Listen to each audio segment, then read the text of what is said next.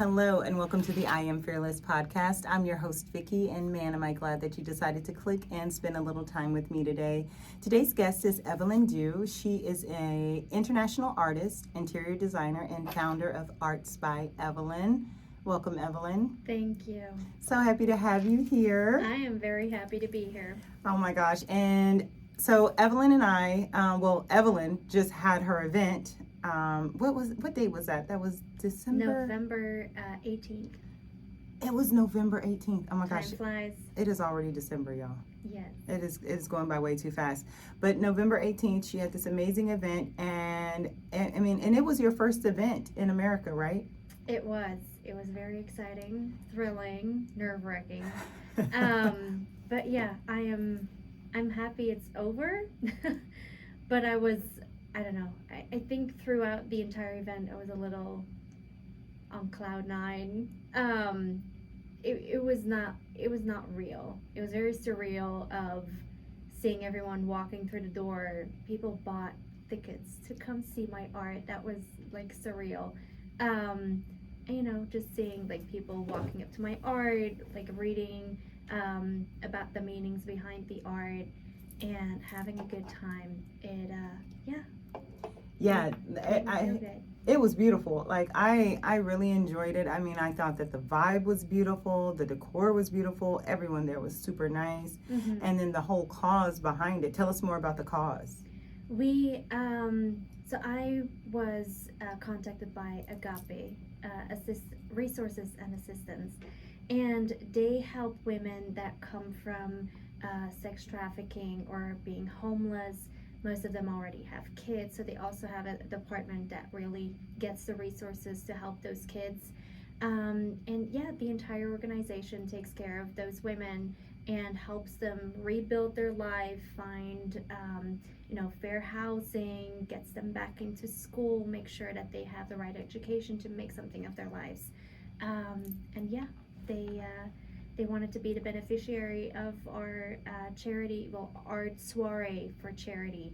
I'm really happy that my art could connect with such an organization and the cause behind it. Yeah, no, it's amazing, and I am all for supporting women. I think that we definitely need to help support out of Mm-hmm. It's hard being a woman. It is. Totally something. It is hard being a woman. It is. So out of all of those pieces that I saw, which by the way, you guys, I will have some links so that way you guys can check out the art that we're talking about. But out of all the art pieces that you've created, which one is the one that you're like, this is the one. This is the one that's like, I don't know, that like you are the most tied to. Oh my Lord. That may be one that you probably would never sell. Well, it's hard because they're all kind of they're all a part of me. There's only till now there's only one piece that actually I started it as starting to tell my part of my own story, and it kind of transpired into the story of a client that's also a good and dear friend of mine, and somehow it just clicked when it became her story. It made more sense. But we connected and we bonded over the similarities in our lifeline, sort of. So it made sense that it became her painting. And when it became her story, I was able to finish it because I was stuck, and that's when it switched.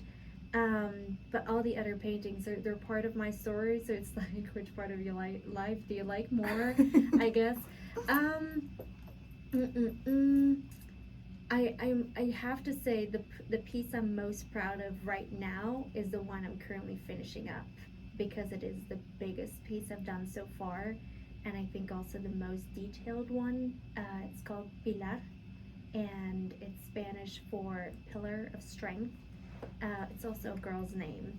So it's a big 3-panel, and in the center there's a woman finding her freedom, breaking free of a golden cage, and leaving that behind her. But you can tell like she's finding her first breath of fresh air and spreading her wings. Literally, the gold is breaking off her wings. She's spreading her wings, and she's ready for the future. Yeah, I know exactly which piece you're talking about. It's the 3-panel one, and it is a huge piece. It is. How long did it take you to create that?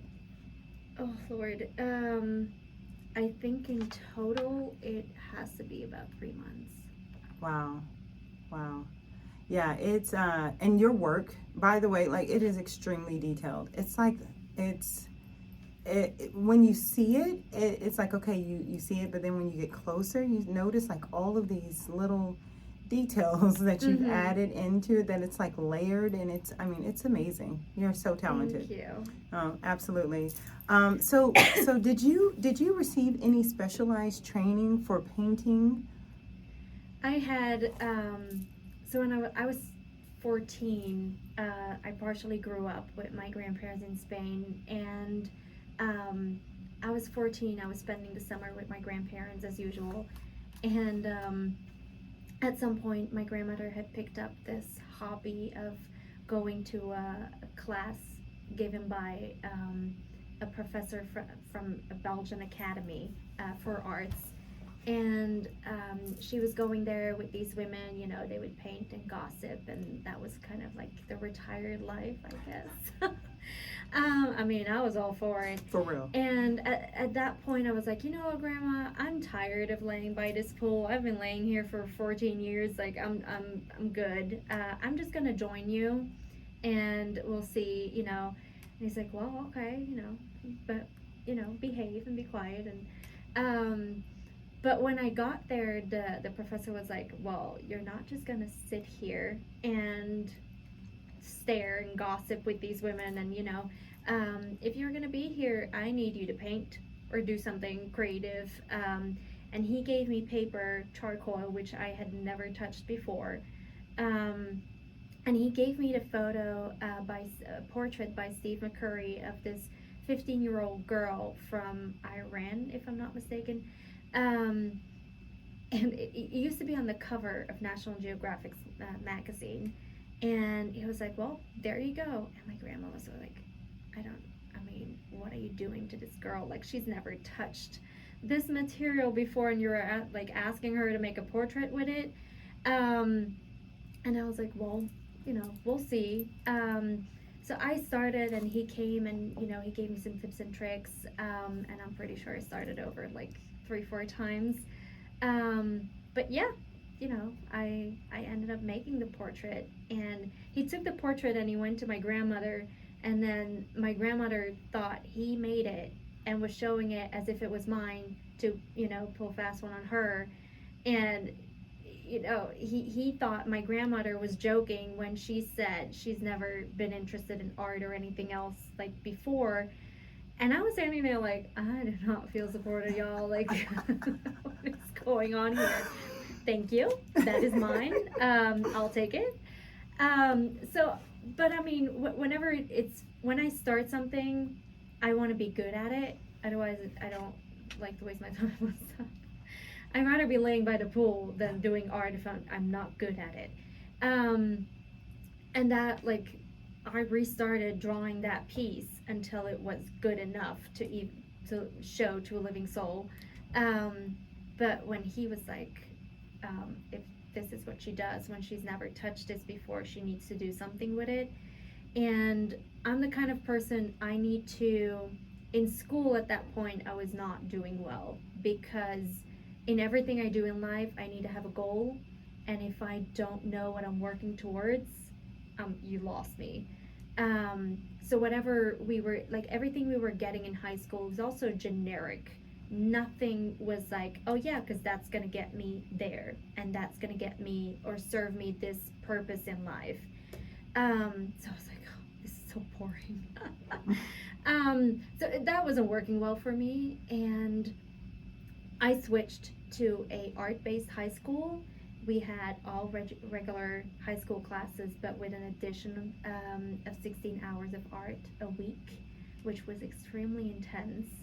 But it gave you a good foundation of like general creativity. There was for everyone a class to pour your heart out.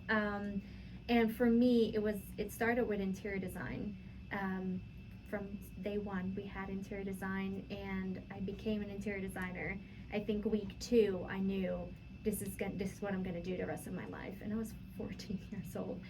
So yeah, it was an interesting journey. I'm very grateful that I went to that school, just because for me, like, it got me to where I am today, in terms of, you know, the foundation of creativity and learning that in any of those creative fields there is a future and there is a career. It's just how you approach it. You know what? In America, I wish we had, well, and I'm sure that there are some schools that offer that. But I'm more so referring to the public school system, that like, if we could help children to identify what they are really into at an early age and then nurture that. Like, I mean, could you imagine how many people would like be probably living their purpose versus them just like getting degrees and collecting degrees, you know what I'm saying? It has two sides, because I do see where I came from the mindset, I am creative, but I'm also a business person. I could not go into art if art could for me not remain a hobby. If I was going to put time in it, it was going to serve me by providing money to put food on the table. It could not stay a hobby and be just something I just poured money in and had fun with. I did see for a lot, it was an escape. There were a lot of people that ended up in my class that, you know, I had a lot of very talented peers, but the support system of this is where this takes you in the future, that's where we were lacking. As grateful as I was that it was there for me, there are a lot of holes in that system. And in the entire education system that we have in Belgium, it's too easy to degrade. The moment I had to change schools, when it was that summer, we had I got my report at the end of the year, and it said she just has to go do something that doesn't involve math. Every single high school education involves math. Right. But I mean, there are school systems where you can go and already, as a 14-year-old, you can end up in the stream of, let's become a beauty esthetician, or let's become a hairdresser. Why would you make that decision for your child when it's 12 or 14 years old?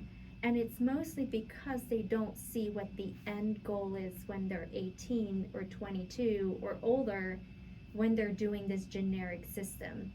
If there would be more influences of, no, this is what you can end up doing, it would be easier for kids to stay focused.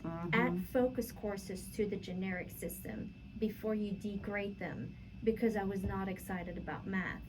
I ended up going back to high school. Even in my art school, I still had math, I was studying interior design, didn't fail one class. And obviously, like, you have construction classes and all the theory behind interior architecture. And I went back to high school, ran into my math teacher, and he was like, so what do you do now? I'm like, well, I'm studying interior design. He's like, yeah, that's not gonna work. Wow. Like, what do you mean that's not gonna work, for you or for me? Like, what are you talking about? And he was like, no, Evlynn, like, I know you can just not do math. Girl, I cannot stand it when somebody tries to tell me what they know about me. And I'm last I checked, I'm me. It's crazy. And I was like, well, what do you mean? And he's like, no, your math skills are not enough at all to become an interior designer or interior architect, because in Belgium it's interior architect. I'm like, well, I'm doing it. And I'm like, I think I was in my second year, and I'm like, well, I have not failed one class. I don't know what you're talking about, but I'm becoming an interior designer. Thank you very much. And it's like, at a lot of points, I heard like people saying, wouldn't you like to say to anyone that didn't believe in you, like, look at what I accomplished? I'm like, wouldn't that be a waste of my time? Mm. That they didn't believe in me sounds like a dumb problem. Yeah. I'm out here living the life. If I know for certain, I still have teachers that I can see that they're following me on social media. I mean, I'm pretty sure I'm blowing their minds. I blow my own mind, but it's. I mean, I live for my own accomplishments, and I live to make my own life the way I want to live it, and I accomplish the goals I want to, and they're for the sole purpose of making my own life um, as great as I can, and myself as happy as I can. I do not live to outshine people or to like show off people. Like, hey, it's because you told me I couldn't do it that I got it done. Because then I would be living for them, not for me. So, yeah, and I mean, right now I'm studying an executive MBA at an American university. So tell me again that I can do math. I know that's right. I know that's right. Wow, wow. I love this. I love where it's going because I actually was having a conversation with someone the other day about the importance of self-esteem and really believing in yourself. Absolutely. Like it's easy, especially at a young age. It is so easy for young people to be persuaded or talked into the things that they can't do. It's very dangerous. It is very dangerous, and good for you for standing firm in your belief system of yourself and the things that you know that you can do and that you want to accomplish. And I think that if younger people had that sort of attitude, but when younger people do have that kind of attitude, older people tend to look at them like, oh, that kid's a smart ass. Yes. Oh, that kid's got a problem. It's a very it's thin ice. Yeah, it is. And I personally, I've had a lot of psychologists ask me, do you know where you got that belief system from that you were like, no, you don't get to tell me how smart or dumb I am. I will just do whatever I need to do to get where I want. And I have no clue where it comes from. I'm just happy I had it. I'm sure for some people, I've heard it in the past where people are like, so arrogant. I'm like, you need to be very careful how you categorize those things. Because I've seen a lot of people, like a lot of peers when I was in high school or that got feedback of, you can't handle this. And they're like, well, if everyone tells me I can, then maybe I should look for other options. And I'm like, no. Yeah. How that impacts, if I had believed everything anyone ever told me of what my capabilities were, that they actually had no point in making, I would not be here. I might be back, still in Belgium. Not that that's a bad thing, but to me, that was not the happiness that I was looking for. I might still be back in Belgium cleaning, or watching in daycare, or all fine jobs, but it would not have been my path because I listened to people that didn't see my capabilities when they were there, because I did accomplish it all. Wow. Yeah, no, I feel that. I would like to learn more about what inspired you to create art that brings awareness to mental health, and because the art that you have created, they all have stories attached to them. And I'm really interested in finding out like what inspired you to bring awareness to that. I had, I've been through a lot, and the moment, I've always used, ever since I started doing, went to the high school for arts, I kind of used it as an outlet to translate how I felt, because I didn't always felt like, or the environment to communicate, carefree about my feelings or things that I was going through wasn't always there. And in some way, I learned to communicate about things that I felt or have been through art. Especially because in those 15 years of experience I've had, 16 years by now, in painting, it's like you've mastered a style in which I can translate what I've been through or things that have happened to me, but it's like reading a book. You are reading someone's story, but your mind's processing what that looks like. I show you what it looks like. You can fill in with your story. And I think for anyone that has walked a mile in my shoes, they will recognize symbolic elements in all the paintings. For example, I use a lot of gold leaf to represent anything that's like a good background but can be twisted. It's not because you come from a very good background that you're free or safe of anything bad happening in your life. I had nothing to complain about as a kid financially. It was all there. We lived in a nice house. I had a roof over my head. My education, elementary school, middle school, high school was paid for. And art school was not cheap. But that does not safeguard you from traumas, mental health issues, being severely bullied in school, and the aftermath of those events. I went through trauma when I was as young as 4 years old, and if it's not dealt with in the correct way, it starts lingering, and it just keeps building on, and anything that happens afterwards builds on top of that.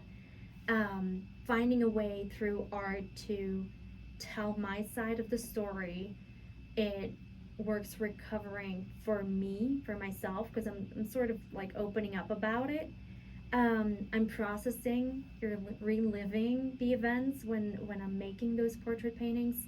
But it's also some sort of closure, because when the painting is done, all that's left is an image of strength, recovery, and empowerment.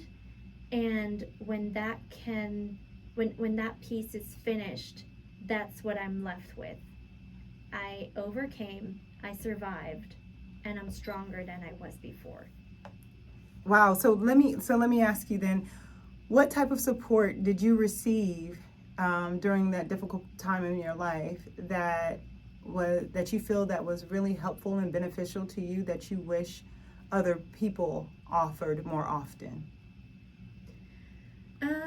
I guess I could say, like, what helped you the most through those difficult times in your life? Well, the biggest problem was that there was little help and little support, because there's not always recognition for what's going on, or the magnitude of the effect it has on a person. If you don't witness events, if you're not part of the trauma, it's hard to recognize or see the magnitude of the effects of the event that happened on a person. And I'm very outgoing, I'm very social, I'm all over the place, but I am not like going to tell, for example, my parents or my friends in detail if you're sexually assaulted. I'm not even sorry. I'm not going to tell you in detail what happened, partially because it's nobody's business. Also, it's reliving those events in the smallest details again. I don't know why anyone would want to listen to that. So it comes from both sides. It's recognizing what's going on. It's recognizing your environment they don't have a glass globe.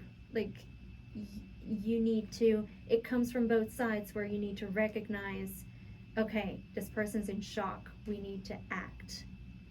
But you can't expect a victim to tell you in detail what happened. But I'm also not going to tell you, hey, I need help right now because I'm in shock. So it works both ways. But I think a general understanding of, if someone's in shock, these are the things you should generally know. Bring that person to a doctor.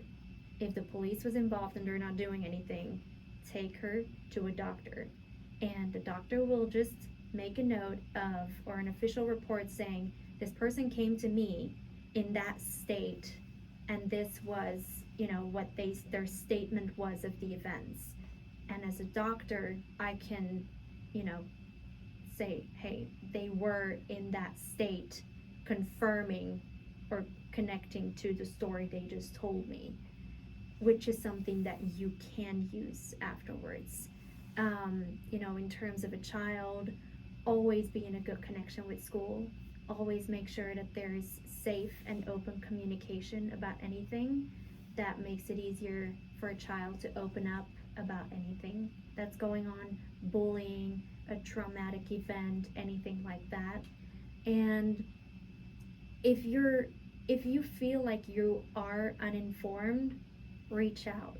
Use Google, use hotlines. There's so many, phone numbers you can call these days that can inform you, like, hey, my kid comes from school and they're not really saying much anymore. They're very into themselves. It doesn't really seem like they are themselves right now.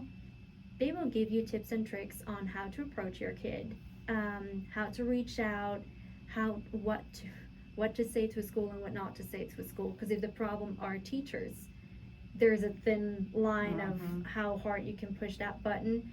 But act, even though you act gently, act. Don't swipe it under the rug. Don't build up a wall. Or the most important thing, not acting does not make it go away. Don't ignore the issues. No, that's huge. That's huge, because I think that a lot of the times, well, and I can just speak for my own personal experience, whenever growing up, having difficulty in my family life, we would just ignore it.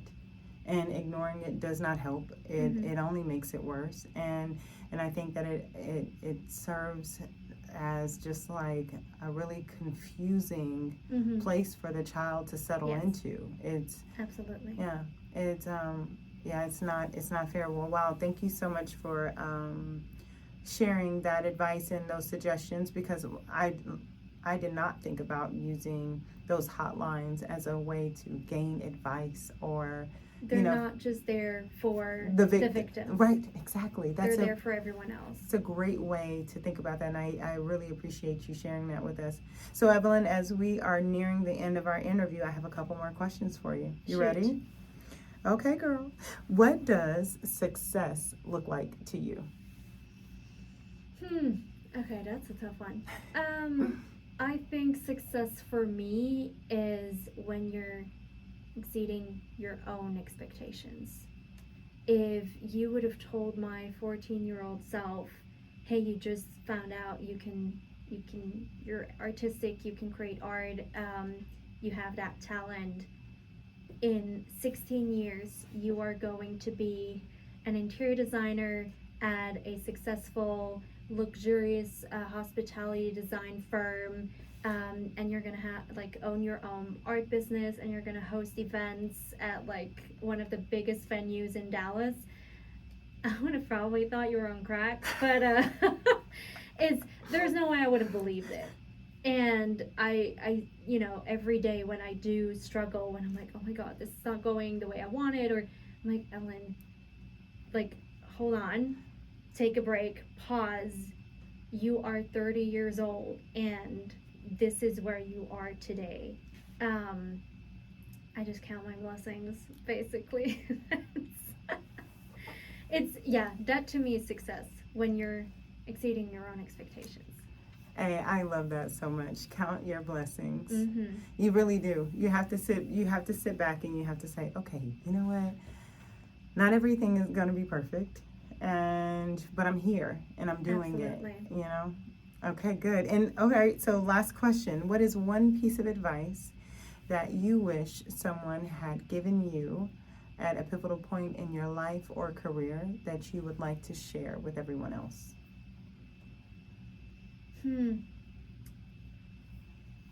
If people believe in you, those are the people to surround yourself with. It's exhausting to fight the world on your own.